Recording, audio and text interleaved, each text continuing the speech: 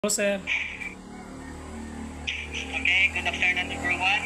I'm Brenton Garcia and I'll report together with Sir Jib Art Bubuhan and Sir G. Dilico is all about the speed test, which is speed test help to build the time management of students, strengthening their memory, improving long-term retention, and also it builds fluency and confidence.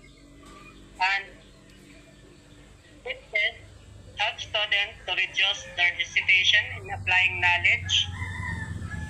And the objective of this report is all about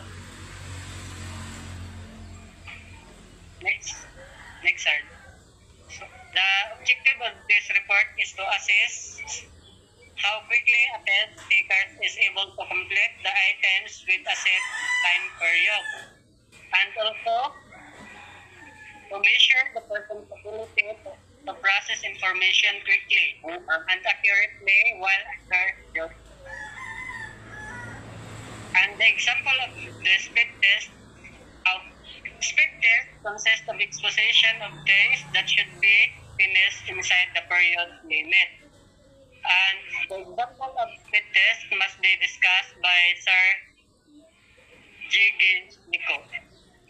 So the example of speed test is examiners are given 100 multiplication problems and told to solve as many as they can in 20 seconds. So sa example lang daan, possible na gid siya nga di gid siya makuha.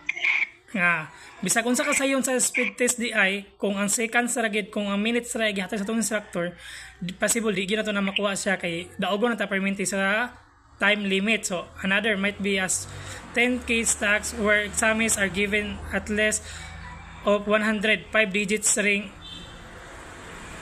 and told to type as many as they can in 20 seconds. So possible na gyapon nga di gyapon siya makuha kay kinsa bagoy makakuha sa 5 digit gyud imong i-type gyud ra sa imuha then 20 seconds ra ihatag nimo. So ang conclusion ani is i-discuss ni Sir Jib Art Libuhan. Please po sir. Conclusion: all the item in speed test has the same difficulty in all type assessment.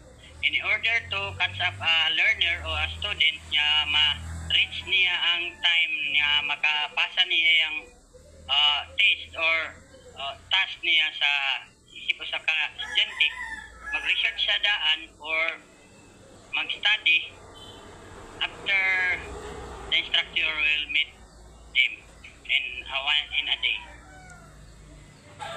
So, as an extension for the discussion of Sir Jib Art, all the items in speed test has the same difficulty in all types of assessment.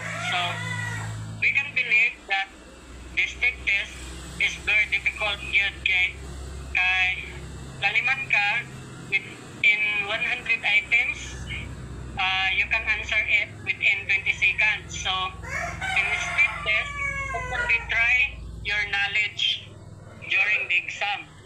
Then, sa ingani nga exam is dili man gyud nimo na mansiran ang 100 questions. Maybe the more you answer is the more knowledge na imong makuha sa kana nga exam. So kana lang. Thank you. Thank you.